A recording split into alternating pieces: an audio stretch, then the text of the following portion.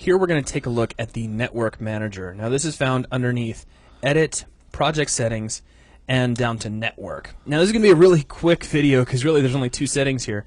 The first of these is your debug level. This allows you to control what is going to be sent out to the console. If you leave this at off, only networking errors are actually going to fire back out to your console.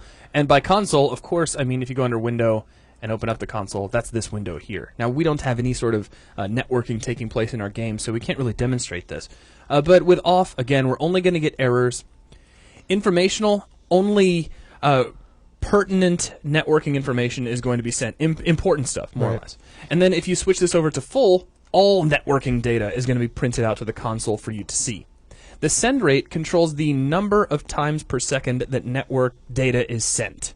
So if you're looking for more or less data to be transmitted, you can adjust this number. So that's, again, really quick video, just a way that you can take a look at how data is being sent out across your network so you can analyze it. And that wraps us up for this video. Thanks a lot.